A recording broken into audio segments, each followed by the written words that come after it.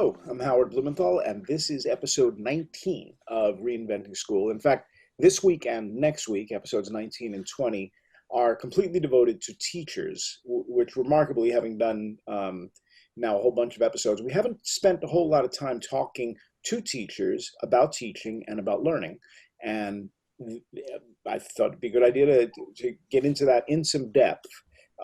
So we kind of conjured up some teachers of the year, national and state in the United States, and thought we'd talk about what is it to be a teacher in this very strange time? What are we learning? And how does learning work, which is going to be, for me, a lot of the thrust of this conversation. So we have three guests who are teachers and quite good ones from what I'm made to understand. So we're going to learn a little bit about each of them and background and all that. So TK, you want to jump in first? Tell us where you are and who you teach and how it is that you ended up being a teacher and not something else. Sounds good. Hi everyone, my name is Takeru Nagayoshi. I also go by TK and I am the Massachusetts 2020 Teacher of the Year. I'm a high school English and research teacher in New Bedford, Massachusetts, so we're down in the southern coast. And as for why I became a teacher is a long story, but to make it short, I didn't really have too much of a good experience. I struggled academically when I was in 8th grade, and at the time I was in Japan. And it wasn't until I moved Where in Japan? Nagoya, Japan. That's where my parents are from. I'm bilingual. And I grew up, born and raised in the States, but I had a difficult time transitioning to my 4th grade work as a Japanese language learner in the States, in Japan. It wasn't until I came back in 8th grade, back to my hometown in New Jersey, and had great experiences with teachers who really understood me, who taught me in a way that spoke to me and who really affirmed who I was. And I think I tap into a lot of those experiences as an educator. And I think it's one of the reasons why I decided to go into the classroom and stay into the classroom and do what I do. What did you find out about yourself? Like, what was the secret? You know, there's a lot of great things about Japanese education. But one of the things that I think American education does well is this idea of empowering students and really giving them ownership over their work. And in Japan, very textbook style, we're all learning and listening. The teacher is the person who has all of the information and knowledge. And if you speak out of turn, especially at the time, it wasn't really accepted. There's a famous proverb, "Detakugi wa utareru," which literally translates to the nail that sticks out gets hit in the head the most. And that was something that was really apparent to me as a Japanese language learner. And I definitely struggled and internalized that I wasn't that much prepared or smart to do well in school. And so I think what American teachers did well in me, especially my English and humanities teacher, was to say, that's not true. There's a lot great in you. And those are, again, the experiences that I really try to tap into as an educator. Wonderful. Thank you. Lynette, you are far on the other part. We have to have a big triangle today. So Lynette, where are you? And give us a sense of how you got started and why you're doing what you're doing and what you do now and all that. Yeah, Lynette Stant yin xie.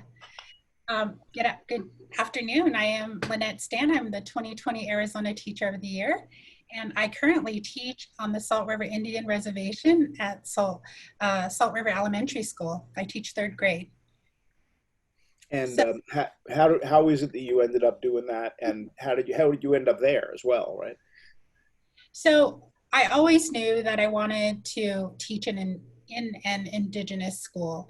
And so when I finished my undergraduate degree, I really sought out an Indian reservation here in the Valley, and I was led to Salt River, and I've been there for 16 years.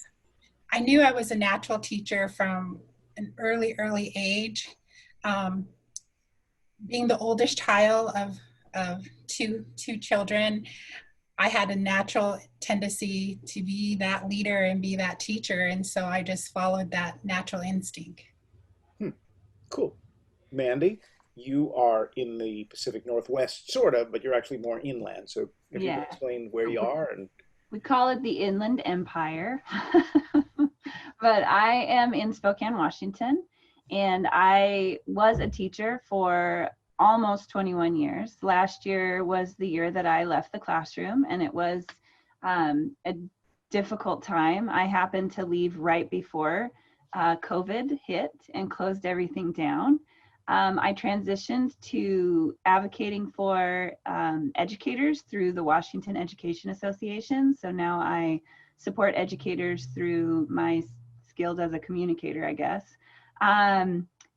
with a really strong focus on racial equity and social justice, and ensuring that educators have what they need, all the tools and the facilities and everything in order to be able to meet the needs of students. But prior to that, I was teaching in the Newcomer Center in Spokane, Washington at Ferris High School.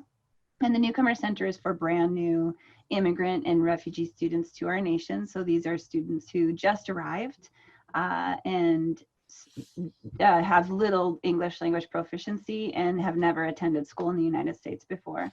I spent 8 years in the Newcomer Center.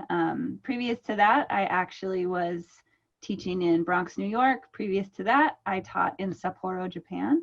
And before that, I was in Texas, taught for 4 years in Texas.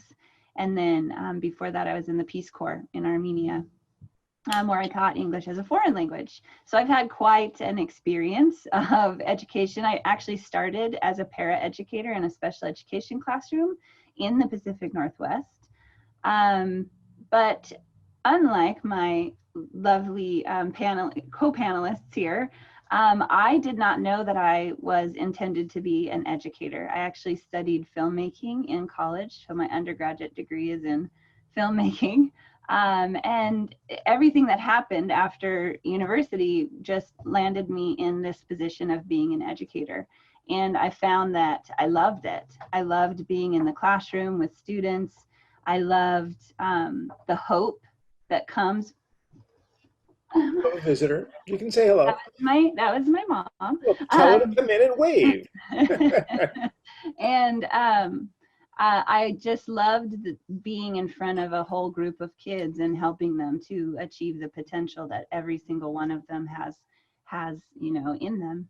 And so then I ended up being a teacher for a very, very long time, and only just recently left. And it's been very interesting to not be starting the year with a group of students. Well, thank you for that. What's so interesting about all of this is we have the generalized time, if you will. So we've now got technology, we've got kids thinking for themselves, we have a greater view of the entire world. This is not an unusual conversation, at least for me, that it involves Japan and other places. We've become a very international the generation coming up now is very international. And I actually go around the world when we're not doing this, interviewing kids in all sorts of different places. So I really appreciate your perspectives and looking at this from many different points of view. And then we have the virus and all the chaos that the virus has caused. But let's take that out of it for a second. It's 2019. You're seeing lots and lots of technology. You're seeing kids learning on their own in ways that were never possible before. Some schools, some teachers are encouraging the use of Wikipedia, make the list. Others are like, you know what? It's a distraction. Let's worry about the lessons. We'll take care of that. If you want to use this as a supplement or you want to use it at home, that's fine. So in there somewhere is the big question: what's the role of a teacher in this evolved way of thinking? So when I go to a very traditional country, and it sounds like everybody's had a lot of different experiences, there's a very old-fashioned way of thinking about the teacher. TK, similar to what you were talking about. There's somebody who knows a lot, you listen to them, you take notes, you follow the procedure. But if the purpose of education now isn't to have everybody know the same thing, but instead perhaps to have everybody learn different things, what's a teacher in that environment? And let's pretend it's last year so we don't have to pollute this question with virus issues. Anybody jump in? Okay. So I actually think that this is a really important question that we should be asking is, what is school for? And you, Howard, you mentioned that it was for everybody to learn the same thing, and now it's for everybody to learn something different. And I don't believe that that's actually what school is for. I don't believe that school is for gaining knowledge about topics or learning. I think it's about learning how to learn and learning how to find information and apply that information to your current situation or your current life. And so I think that that is a central question to all of this discussion around reinventing schools, because for a long time, I would say roughly since 2001 at least, we have gone along this line of standardizing education and standardizing what we're teaching, standardizing curriculum, standardizing how we're teaching it, oftentimes scripting educators, and then testing it all in the same way. And we have realized that that has not been effective.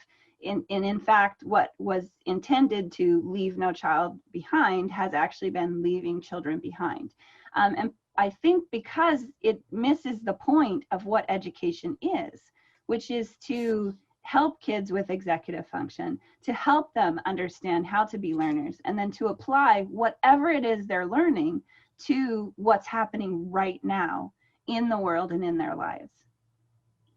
TK, you look like you're ready to say something. Yeah, if I can sort of add to that, and I think, Mandy, maybe your experience in Sapporo, Japan would also attest to this, but one of the things that I think Japanese education does well is that they look at schools and teachers and the classroom as a community resource. It's not just a place where we're learning these, skills that you can, I guess, hypothetically get on a technologically connected world, but it's about learning how to interact with others. It's about developing your socio-emotional skills, being part of something that is larger than yourself.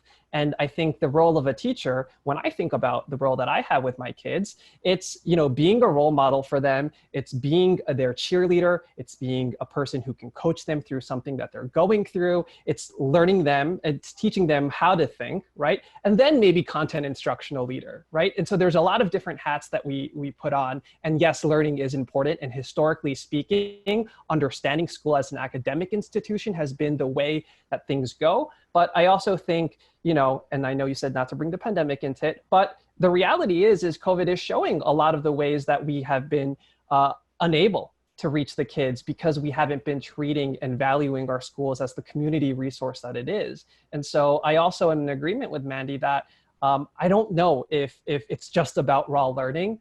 And there's so much more to our school spaces, our education spaces, than just that content. And we're seeing that as a trend around the world now too, where schools, the idea of school as a community center is, I've seen that take hold in Sao Paulo and lots of other places. Lynette, what's your take on it? So I definitely agree with TK and Mandy. I mean, when we think about standardizing education, I often feel that we leave a lot of children behind, and especially Indigenous children, because I mean, if you look at the statistics for even high school graduation rate, Indigenous students fall far behind in terms of graduating from high school and moving on into college and then being successful at the college level. So when we standardize education, we are definitely not reaching all our students, because it's not specifically about just learning about a topic. We have to think about, how are we reaching these children? How are we reaching the community? How are we connecting with them on a personal level? And so definitely in agreement with Mandy and TK on that. So now we're in a world where there is this pandemic. So things have changed, and the biggest, most profound change is people are not in the same physical place, and oftentimes they feel as though that is an unsafe practice. And it's possible this is going to go on for a year or two or three or longer.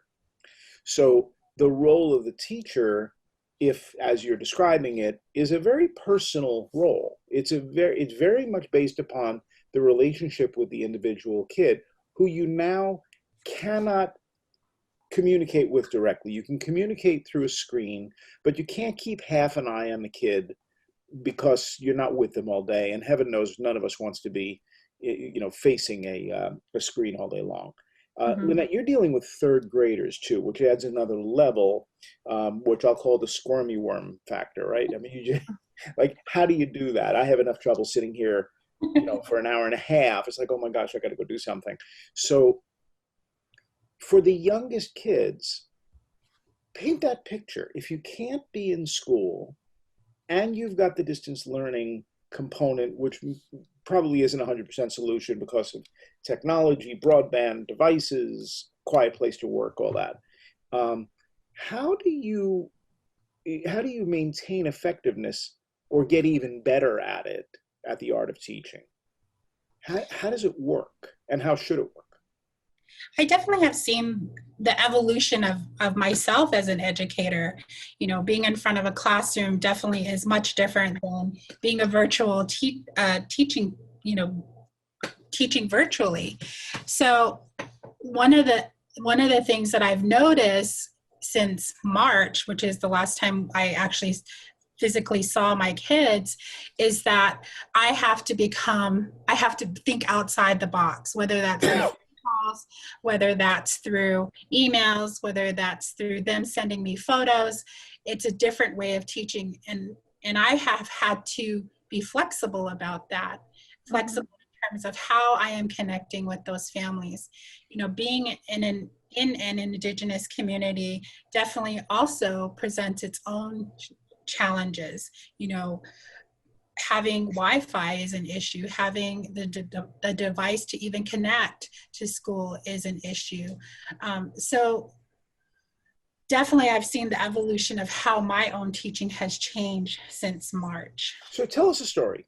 Give us a kid or several different kids who you've been interacting with, and take me from time as opposed to place. So normal school day, 8:30, whatever time you're starting out, you see a room full of kids, you're kind of observing as they're kind of shuffling in, you're dealing with specific problems, and then you're with them more or less for a bunch of hours through the day.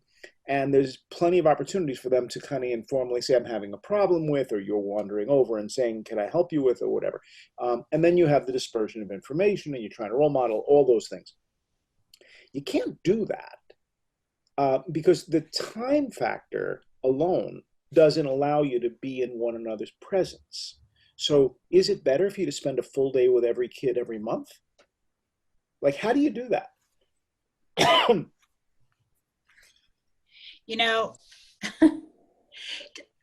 You asked for an example. The simple act of taking attendance has become an issue.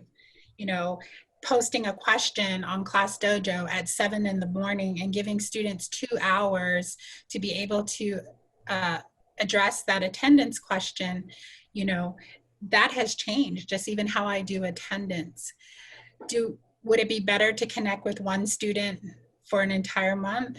What happens to the other kids? That leaves that question. So, but don't leave that so quickly. I'm a kid. I need your attention. Right. I'm struggling. Things at home aren't as easy as they'd like to be, or I really just want to use this opportunity because there's less clutter to learn a lot about something I really care about, heritage, for example. So how do you assist that kid and provide enough information, enough guidance, enough interaction back and forth to provide a really meaningful experience so the kid is excited about learning, because it just sort of dissipates right with every call. So give me a sense of, put a picture of one or several kids in your head, and then tell us about this particular person and how it works, being confidential, but. Right. So I definitely have students who the online learning platform is not working for them. They need a face-to-face teacher to help them move through their academic day. And so that means lots of phone calls. How are you doing? Did you get this? I'm going to call you in 2 hours, and we're going to walk through the work that you are currently working on. It's keeping in constant contact with that student.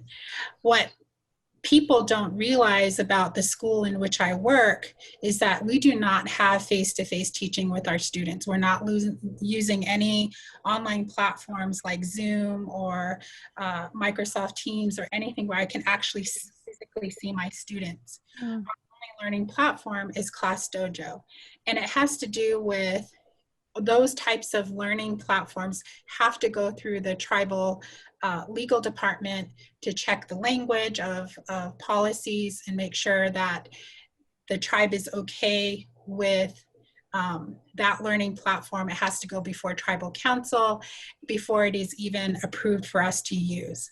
So right now, the only platform we're using is like Class Dojo, which gives us 8 minutes to provide a teaching video. And so we have had to use different avenues in order to reach a student. We heavily rely on the students' indigenous knowledge systems, using what they have at home, using things that are readily available to them in order to facilitate learning at home. And they're working to a standard curriculum with those tools, or are you customizing to what they can do? So we are customizing to what they can do. Obviously, we connect it to a standard, but we are really trying to use project-based learning. We are trying to use their indigenous knowledge systems, so that we're not expecting them to have, manipulatives at their hand. Well, what do you have at home? Do you have some beans? Well, let's use beans. And so we're really trying to incorporate what they have at home. Well, Mandy, put this into context, because you don't deal with one school anymore. You're in a position where you're actually working with lots of teachers in a variety of different settings, right? Yes. So how does what Lynette talked about, how does that line up? And again, if you can bring it down to individual student or individual classroom level, it's helpful. So one thing that I want to just point out is, Lynette, I think that's amazing that you are working with the tools that the kids have right there, and it's project-based, and so it's high interest, I believe. And I think high interest is the key, especially now in what is going on. So last spring, when everything shut down and we went into, people will call it distance learning, people call it remote, really it was crisis learning, because no one was prepared, right? No one in a million years thought that this is what we were going to do, or maybe someone did in some wild dream, right? And so you had all of these educators looking at the kids in their classrooms and thinking, well, how am I going to meet the needs? And we discovered a lot of things that should have been maybe apparent before, but were easy to turn a blind eye to, or people just wanted to turn a blind eye to it, became like clear. So the fact that we have standardized education to the point where kids know how to follow directions, but not be a learner. So, and just to give a little context for that, it's like you give a kid an assignment, and we've gotten to the point in so many school systems where you give them the assignment and it says, you do this, you do this, you do this, you do this. The kid follows the instructions, they create whatever it is that's in the instructions, and there you go. You've shown that you've learned. Which maybe we're learning now is not actually the case. What it shows is I have the ability to follow directions. And so, I mean, even in my own household, I had an 18-year-old who had done great in school, but as soon as online learning happened, all of a sudden we find out that he wasn't doing any of his work, and he almost didn't graduate. And what we had to do as a family was look at him and grant, we had a teacher in the house. So we scheduled him out just like we did our 8-year-old, because he didn't understand how to do things without being told what to do, and also having that, personal relationship face to face with the teacher who he was able to charm, and, all of the things that go along with having a relationship with the teacher in your classroom. And we discovered that he did not know how to learn. He didn't know how to take an opportunity and create something, which is why I talked about Lynette with the project-based learning and using that knowledge that the kids already have. That means that they're not just following directions, they're creating, they're taking something and they're being like, oh, well, this is how it applies to my life. That's synthesis, that's analysis, you know, that's analytical. It's like application. So that's really amazing. But what we have in Washington State is every single school district is doing something different. So we have Spokane proper, which is where my school district, where I was teaching and am now a parent of students. And they're full remote, but then you have neighboring districts who are face-to-face, and then you have other districts in their state who are in a hybrid model, which means that they're going part-time face-to-face and then part-time online. And what we have seen is, I think, a lack of creativity and a lack of recognizing that you can't just take a traditional model of education, which, let's be honest, should not actually apply to kids today. It was built many, many years ago. And it's time that we rethink and recreate what's going on in schools. But so we have this inability to look beyond this traditional school. So we're seeing a variety of models, and some of them are synchronous, which means that everybody's on at the same time and following a schedule that is prescribed. And then some are asynchronous. And I think, Lynette, you probably would fall under the asynchronous model. So, right. So the kids can do the work when they are able. But the problem with the synchronous model is that all of the families still have to have options. So you have some families who are choosing this and some families who are choosing this. And so the teachers are being spread very, very thin, because they're having to be online with the kids during that class period, while also trying to reach out to some kids who are not able to be there at that time. And it's just this big, so teachers are working from like 5 o'clock in the morning until like 7, 8 o'clock at night, trying to reach all of these students. And then at the same time, because we're not having this ability to creatively think about this new model, they're also in the process eliminating some of the educational support professional positions, which are classified positions like paraeducators, instructional assistants, bus drivers, things like that. Instead of thinking, well, how can we take this new gigantic thing that educators are having to do and utilize all the staff members to alleviate some of that and make sure that we are able to reach and teach every single student. So there's so much involved in this. And then if you look at my students, the newcomers, these are brand new students to the nation. So they've not attended school in the United States before. And so when they were thrown into this crisis teaching, and then it becomes, well, thankfully we had been doing some work around how, like in the first semester, of how to utilize these platforms. We'd been working in Teams, Microsoft Teams. We'd been working in how to send and receive emails and also how to turn in assignments. We've been using Office 365. Thankfully, if we had not been working within those platforms, when the kids went to this crisis learning, and I had been the teacher the first semester, there was a new teacher in the second semester. But with her and those students, they were able to at least figure out how to access everything at a remote. But that's because there was some groundwork done. If you think about families who have never, like, they don't have internet access, they don't have devices for every single student, they don't have flexibility in their family, because speaking of immigrant and refugee families, oftentimes they have jobs that they are, if they miss work, they just shouldn't even show up the next day. Or they're hourly workers, so if they don't go to work, they don't get paid.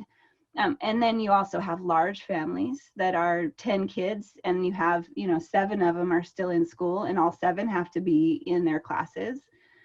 And so it's, right now, it's kind of this big mess. It's a big mess. The word you were looking for was mess, yeah. Yes, but it's born of an inability to see outside of the standardization and the traditional model of education. All right, let me stop you for a sec. We're going to take a break. I want to look at this we've looked at this from the school district and the parent and the teacher perspective. I want to look at it from the student perspective. So I have a couple of specific questions for you. We'll do that right after this.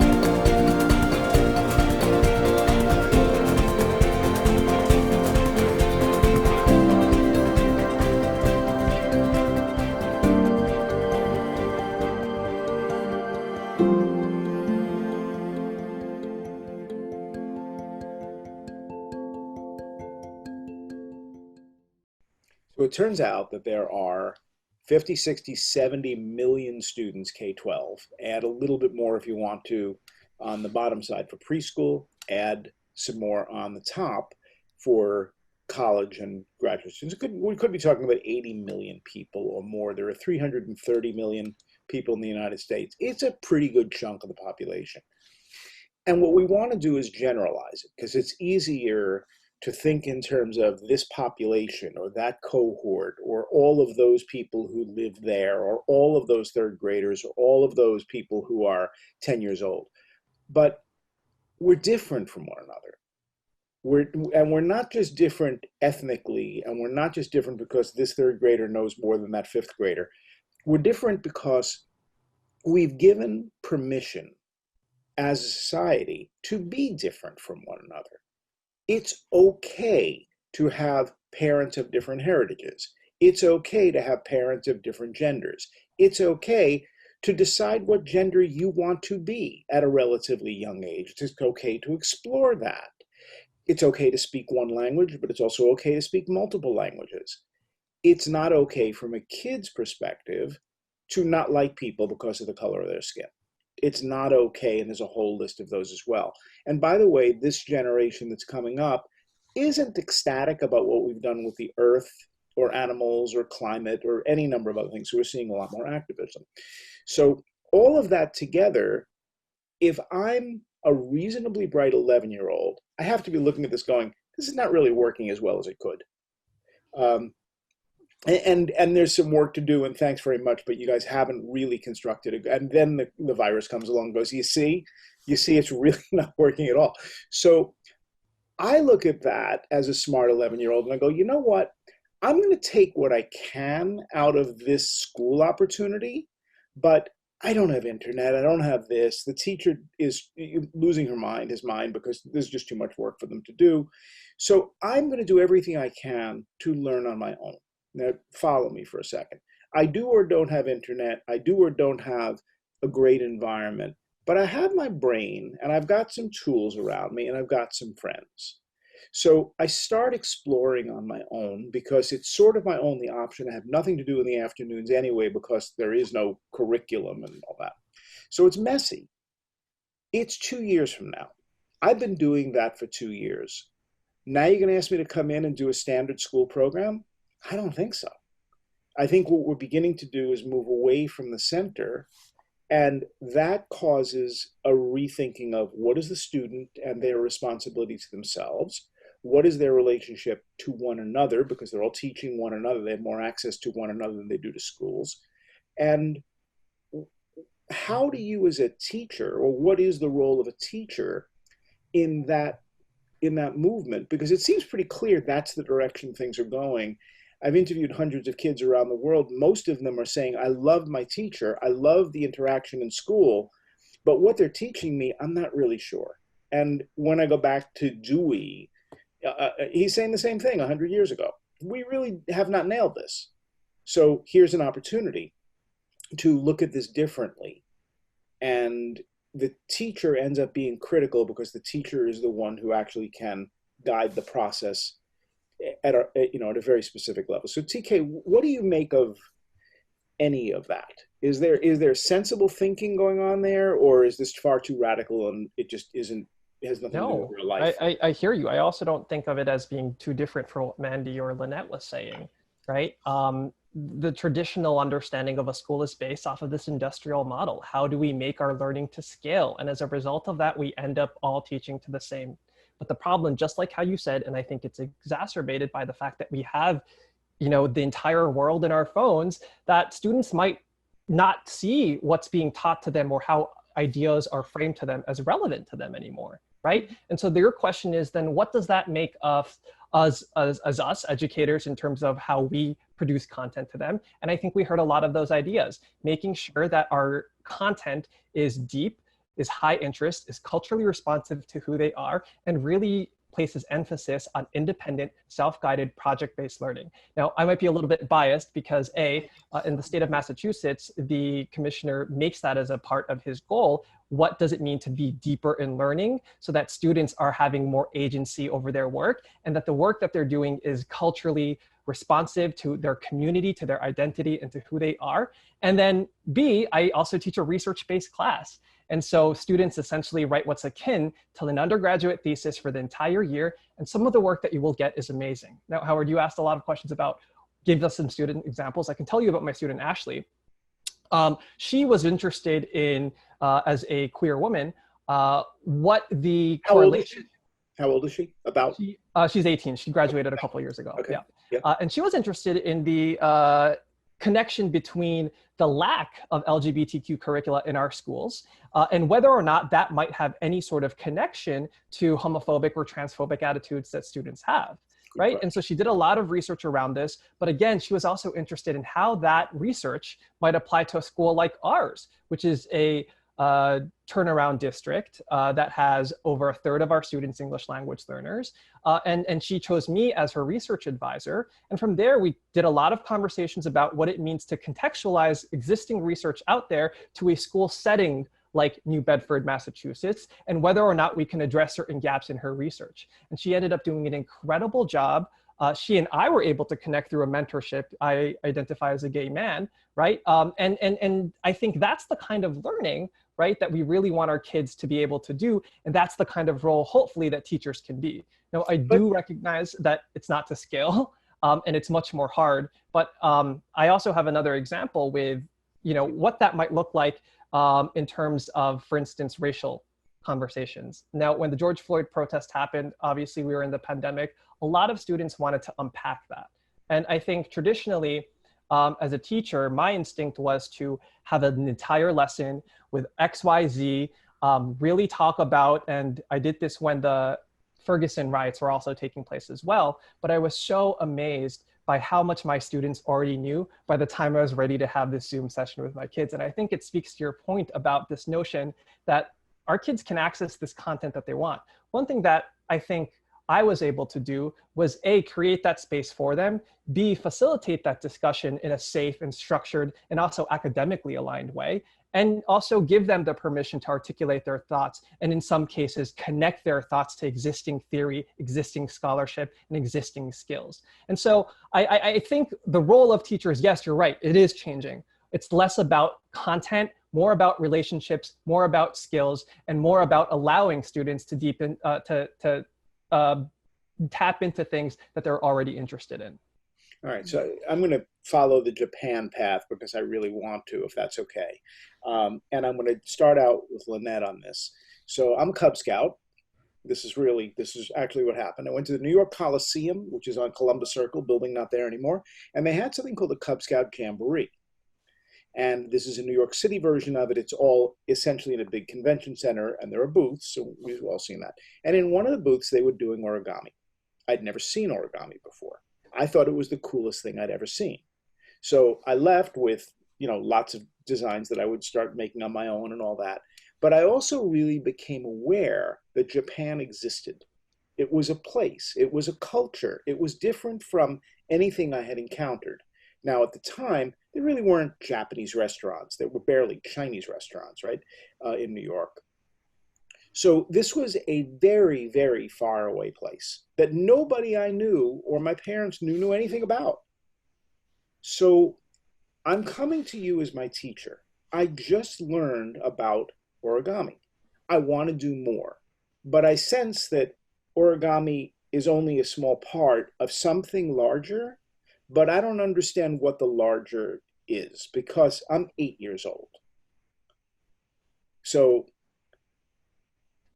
teacher, help me.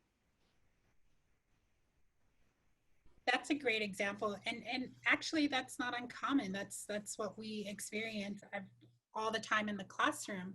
You know, helping a student design a thesis that they can research, to broaden their thinking is really what education should be about. So what are you going to do for me specifically? Do you know much about Japan? Personally, no, I Yeah. don't. So you're just going to send me off to YouTube? Like, how do you help me? Or are you going to help me at all? Maybe you're not capable of helping me. That's okay, I guess, right? Okay. So, you know, it really begins with sitting down and having a conversation. Tell me about what you learned. Tell me what you saw in that booth. What fascinated you about They were making birds out of paper, and they were doing it in a way that seemed really precise. Mhm. And they also had a little bit of food, but I didn't really understand what it was, so I didn't taste it. That's everything I know. And they look different a little bit. Like their eyes look different somehow, but I don't really know. And everybody had dark hair. That's everything I know. Right. So, you know, it really begins with a conversation with the student, helping that student come up with what exactly is it about that project that they want to explore, and designing a plan for them, whether that's on paper, whether that's on the computer, about where can we begin to learn about this culture, about this people, about this art. Where I began was, and a teacher probably told me to do this, I went to the school library, got a book. Yeah. Like, wow, there's all this stuff in this book that explains Japan. How cool is that? But I then advance because I've now read 7 books and I've looked at everything I can get my hands on. I need to talk to somebody who's actually been to Japan. Hey, Mandy, you've been to Japan? Yep. No, is it far away? Like, guide me now. I'm 9 years old now. So I think, yeah, I mean, yeah, it's far away. If I was gonna just have a conversation and talk to you about what I experienced. Talk to me as if I'm 9. Help me. So am I if I am your Yeah, teacher, you're my teacher and you're coming to me, I'm like, oh my gosh, yes, I've been to Japan.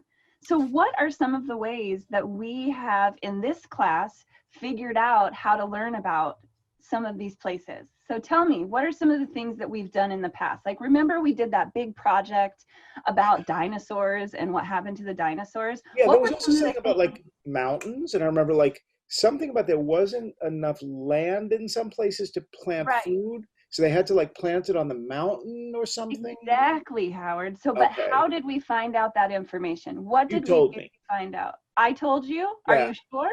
Yeah. Are you sure I told you? Yeah, I think so. I don't think I told you. So you think I learned from somebody else? I saw a picture. In a different way. What are some of the ways that we learn this kind of thing? Yeah. What are some of the tools we've used in the classroom? Right, and on from there. So we've used the books and we've looked at the computers. So what's the one word that you could put into the computer search? You know how to do that. What's one word that you could put in there that will get you started on learning about Japan? Friend. I want to talk to somebody who lives in Japan. Okay, so maybe the word Japan might want to be in there. Oh, that's a good idea. Okay. So maybe friendships in Japan? Yeah. Or just Japan. Kids in Japan, schools in Japan. Why don't you start brainstorming? What are some of those key terms that you could use to start researching? So I really, really want to talk to a kid who lives in Japan. That's what I really want to do. So how do I do that? So this is one area that I might be able to help you because I was there, right? Wow. What did you do? What does it look like? What was it like? How did you get there? Like, what did you eat? Like, I have all these questions, right? Right. So, but I think that it's important that we do this one step at a time. Okay. So the first thing that we should do is sit down and figure out what we're going to research first so that we can get there. Okay, so let's make a plan. Let's make a research plan. And this is going to be your project for the next however long we have for this. So we have 4 weeks for this project. Right. And then me as the teacher, I'm going to think, okay, so now what skills can we incorporate into this new project that are going to lead to whatever standard I'm expected to meet? Right. Yeah. So, okay. So thank you both for that. And I'll get to you, TK, in 1 second. Yeah. We have students that come to us with these great ideas that are all over the place. And as a teacher, you know, we need to guide them so that they're thinking about the avenues and not just all over here. Like you were throwing out, oh, I want to talk to somebody who lives there. I want to talk to a kid. You know, those are all great ideas, but we needed to do in, you know, different, in a more organized manner. And so our job, and that's why I started with a conversation. Let's talk about your experience that day at the convention center learning about origami, because then the student begins to think clearly about maybe it wasn't about Japan, maybe it was just about the art of origami that they're more interested in. Yeah. Mm-hmm. Well, it turned out that it was about Japan. And now, TK, I'll run over to you. So that interest from 8th or 9th grade never slowed down. And my enthusiasm for learning as many things as I can at the same time also never slowed down, with or without Japan, right? So earlier this week, in conversation with a friend, we started talking about self-directed learning and the like, and how interested I am in that. And it became clear to me as a result of this conversation that was something I actually could learn about. This is like this week, right? So the next thing I know is like, you need to talk to these people, you need to read. So I've now spent so much time reading everything I can, ordering books, having conversations, because I really want to know this. I'm just like, I'm a puppy. I mean, I'm just like so excited about all this. And I glean some of it, but let me move over to TK. So so this interest continued. And let's pick 40 years old, and I get an invitation. I've been writing about consumer electronics, and I was invited by Panasonic to go to Japan. Oh my God, right? So something I've always wanted to do. I had no idea, no real clue, but I'm going with a group of journalists from around the world, which is like, that's even better, right? And we're staying at the Imperial Hotel in Tokyo. It's like, this is amazing. So I befriend a reporter from Germany, and we begin to walk around and explore. And I'm listening to her mispronounce Japanese words with a German accent, and she's listening to me do it with an American accent. And we're hysterical the whole time, but we are soaking this in because both of us have wanted to learn this for so long. And then we both discovered a nasty tendency, which is to leave the group. So there'd be this tour bus and we wouldn't get on it. We would just like escape, and we would wander through neighborhoods and just learn on our own. And the learning on our own has propelled me in so many different ways because of this enthusiasm, this sort of boundless enthusiasm for learning. So all I want to do is learn about Japan from you because you know more about it than I do. Well, it turns out lots of people know lots more stuff about things than I do, and it goes around. So in that case, how do you take that? Because you still have a curriculum, right? Which at this point I've blown up. Because I like in my economics class in high school, I'm like, I don't really want to talk about that, but you mentioned one thing, could we talk about that the entire session? And then we do, because I can be persuasive. So whatever it was that was on the curriculum for economics in 11th grade with Mrs. Rothfeld, I'm sorry, because I essentially took over the class. So, but I learned so much from the other kids and from her. It just wasn't on the list of things she was supposed to teach us. Now we're at a place where the list of things that you're supposed to learn may not matter as much.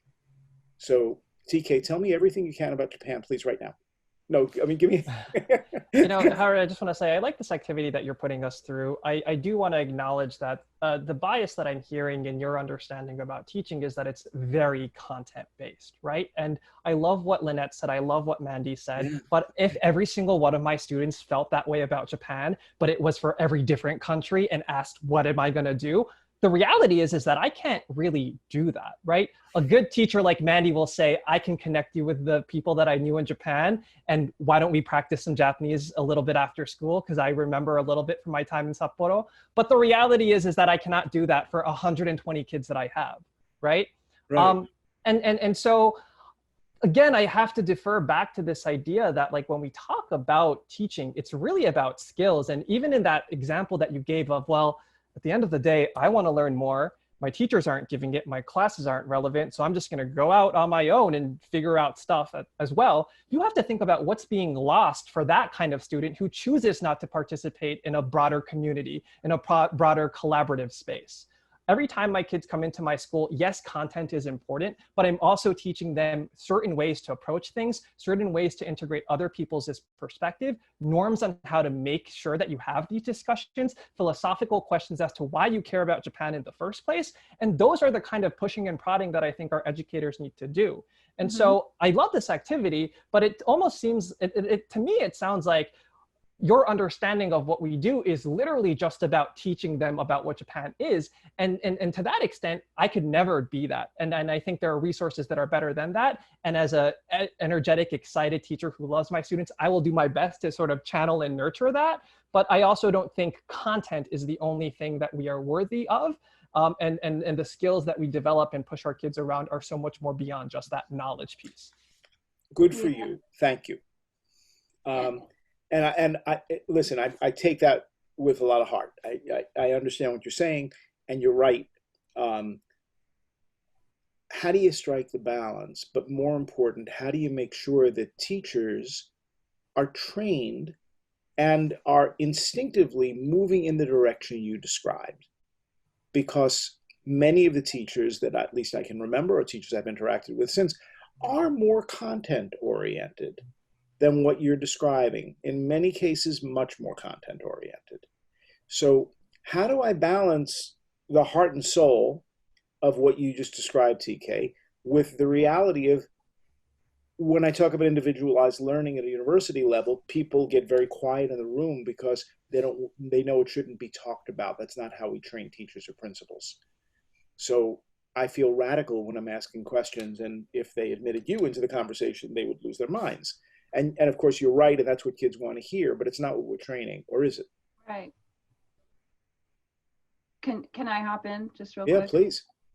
So I think I'm really excited that these 2 episodes that you're doing with educators is with Teachers of the Year, because I think that this is a really important part of this entire conversation. Is that, yes, like in a traditional teacher preparation program, they do teach that you're going to have a curriculum, you're going to follow the curriculum, and you're going to do this in A, B, and C. And even the teacher evaluation systems are very standardized like that as well. But if you look at what's being celebrated, what's being elevated in education, if you look at the 2020 State Teachers of the Year, or the 2019, or the 2018's my year, you're going to find a bunch of educators that are considered to be rebel teachers. So these are educators who, yes, understand that we have this structure that is expected. But once they look at the kids that are in front of them, they think, okay, so these are really the elements, or the skills that the kids need to know in order to be able to go out into the world and be productive humans, or happy, humans. And then they figure out how to teach those to this group of students. And they take that passion, like Howard with you, with Japan, and they create space for kids to explore that while gaining the skills and knowledge that they need in order to move to the next level, whatever that level is going to be for the kids. And so I think that is a key piece of all of this conversation. What can teachers do in their classroom, and what should we actually expect them to do in the classroom? Because what we're training them to do is to teach kids how to follow rules. But what is celebrated, what's elevated, what's uplifted are teachers like Lynette, teachers like TK, who are really looking at the kids in front of them and helping those students to learn whatever it is that they need to move on and be, you know, happy, healthy humans who care about each other. Like that's the whole deal. So Lynette, you're dealing, and I'll take this as an example. Not everybody who you are teaching has all the tools that you wish they had, right? I mean, we do have issues with that.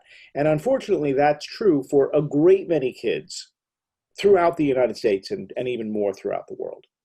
So taking what Mandy just said,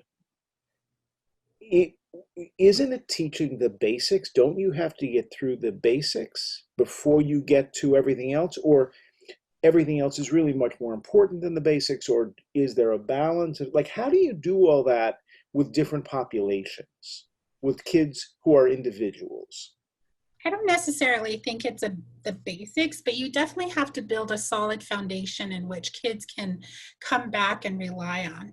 You know, going back to that project based learning idea of learning about Japan, you know, and Mandy asking you the questions about, well, how can we facilitate your learning? What tools do you have in your toolbox that will help you facilitate your learning about Japan?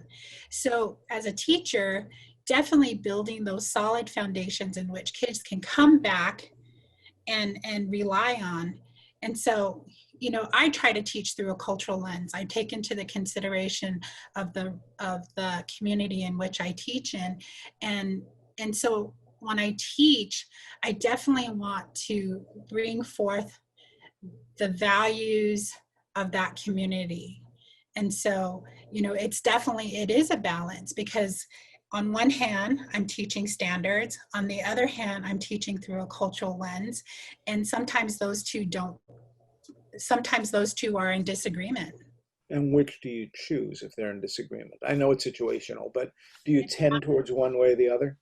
It's not a choice. It's about bringing them both together, okay. And so that you find balance. Mm-hmm. Is that frustrating, or is that empowering, or maybe a little of each? I think it's empowering. I mean, if a kid, you know, if a child in my classroom can learn about their indigenous community or the government of their community using the tools that I am teaching them or building for them, that's empowering, because they're going to be lifelong learners. And that's, you know, that's in essence, that's what we're trying to build, is lifelong learners. And as they are lifelong learners, what are their economic opportunities in the region, and how does that affect what the district chooses to teach them, what their families prefer that they learn, and what they're interested in doing? The economic, you know, outcome for having more education is definitely a positive thing. Sure. And so, I mean, for my example, I'm a first generation college student. Me too. So, yeah. And so to be able to graduate from college, get a graduate degree, has definitely provided me some financial opportunities had I, you know, that are different than had I not gone to college. And so when I talk to my kids about moving forward in education, I really talk to them about, what do you value? And so, and what do you want to sustain? I remember a STEM project that we did where we built crayfish traps to look at, and they put them in the Salt River. They put them in the river on their reservation. And the conversation that third graders began to have was, how do we sustain this river? Because on the other side of the river, you know, people are floating down, connecting inner tubes, and, you know, the river is becoming very polluted when you think about it on the state side, but on the reservation side, it's very pristine. And how do we maintain that? And the conversation was so rich. And, you know, at third grade, they were really valuing their resources. So as a teacher, that made my teacher heart happy. How about your curriculum heart? How about your district administrator's heart? How does he or she feel about that? Oh, we have our administrator. She is absolutely wonderful. She's so supportive when it comes to project-based learning, STEM initiatives. I mean, we are definitely very lucky to have her. If I were to go up a level into the state leadership and the legislators, would they be excited about your project and keeping the river clean? Or would they be like, yeah, just stick to the curriculum, thanks? You know, at the state level, I'm hoping they do, but we're, you know, this is the tribe.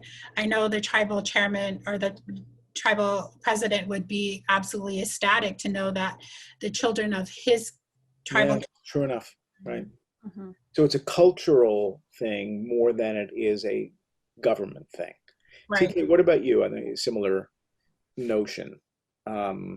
Is it the rules based or is it the instinct based? Because that's really what this comes down to. You look in a kid's eyes and you have a sense of what the need is. And at that point, do you say, well, you know what, I'm not going to stick so much to the curriculum because it's more important that they know this. And also, you're not necessarily dealing with classroom tools right now. Like, again, I don't really think it's mutually exclusive. You can look at the Common Core standards. They're all skills-based things. And so an instinctive teacher would be able to modify that, apply that in a way that, you know, leverages the students' interest, right? And so when you say stick to the curriculum, that's no problem to me at all, because everything that I do, the content that I frame around is done in a way that is high interest and culturally responsive to my students. Now, whether or not all of our teachers have that skill set to be able to really understand something and then understand their class community, understand their students' interest, and then align them to the curricular standards that our district or the federal government, you know, publishes is a separate story. But again, I don't necessarily think those two things are the same. And like Lynette, I also agree that it's kind of empowering as an educator and what I derive a lot of enjoyment from, and like, how can I take this standard and teach it in a way that's going to make my kids excited about it? Do you find that most teachers think this way, or do you find that they stand like, I mean, not every teacher is going to be the best teacher in the school, right? So is a defining characteristic your ability to be able to take that curriculum and do as you're describing? What's the difference between a good teacher, a great teacher, and a so-so teacher in that? I like to think that teachers are one of the most creative, innovative, and collaborative people who are out there. And the educators that I work with have a passion, and also are very much aware and cognizant of the fact that they operate within a system. And I think every industry has some areas to grow. And I think teachers are oftentimes the folks who are very much, again, aware of those limitations and confines that they occupy, but think about the ways in which they can push it in a way that, you know, we've been talking about today. Right. And just to add to that, there's environments in which teachers are empowered. And then there's environments where teachers are micromanaged. And so I don't think that it's a matter of who's going to be a great teacher, who's going to be a good teacher, who's going to be a so-so teacher. It's about how much are the teachers in this building going to be empowered to be the amazing teachers they have the potential to be. Nice, nice. Do we need more teachers? Do we need more resources that are not dealing with? We're going to spend, got a bunch of money here, just got a bucket of money from the federal government. Buy more teachers, buy more support, buy more resources, rebuild buildings, just give every family a little bit of money and they'll be fine. How do you spend the money? Huh? Yes, and. But if you had to put them in order, what would the order be? Your decision. You're in charge of the district's money. Congratulations. Oh my gosh. That's like so pie in the sky. Yeah. I know. Yeah. But it's a decision that's going to be made pretty soon, right? Because there'll be another bucket of money coming pretty soon. Where are you hoping that money gets spent? If I can start, I think every school community is different, but really centering the needs of our vulnerable populations and at-risk at-risk populations, understanding, centering equity is always something that I think is a way to approach policy, especially when it comes to funding our schools. As a teacher, I really do think investing in teachers and elevating the profession and making it desirable for high achievement oriented folks is a good policy place to begin. And just like how Mandy said, ensuring that also our school leaders and our district leaders are pushing that sort of creativity and giving their teachers autonomy instead of micromanaging them can also, again, elevate the prestige and desirability of the profession. Love it. Lynette? like TK was saying, every district is unique in itself. And so what our needs that we have at our school are definitely going to be different than a school in Central Phoenix. Equity is huge right now. Allowing students to have an equitable opportunity to have success is really, really important right now. So whatever that means for the district, whatever they need to put in place to ensure equity, then that's where they're starting. Would broadband be high on your list or not as high? For us here in the Valley, not as high, but that could be different for a school in Piñon, Arizona, where they may not have that infrastructure. So, it's definitely locally controlled in terms of what those needs are. Mandy, how would you spread the money out? Well, yeah, equity. I'm in full agreement with TK and Lynette, because I think that is that's going to have impacts throughout, into the future. If we ensure that every single kid has the opportunity, and the system is structured to ensure that opportunity actually exists, then we're all going to benefit as a community and as a society. But to your broadband question, Howard, we definitely, this is a reality, and not just because of COVID. There is a technology gap for many, many kids. And this existed before COVID hit and remote learning became a mandatory option for kids. This is something that is creating inequity, is because some kids get to go home and they have immediate access to everything. Some kids have immediate access right away when they're sitting at their desks at school, and all students, all families need to have access to that technology, because as much as some educators and education systems dislike technology, it's not going away, and it is becoming second nature to kids. And we need to figure out not how we can incorporate technology into what we do, but how technology changes what we do. And so, yeah, broadband's really important. And I think that it's not separate from equity. It is part of equity. It's about access. And without access, we don't have equity. I'm with you totally. Thank you all very much. Please hang out. We're just going to roll the credits and then we can talk for a few minutes afterwards. So this was terrific. Very, really provocative and cool, and opened my eyes in a lot of ways that I needed them to be open. So there we are. Thank you all very much.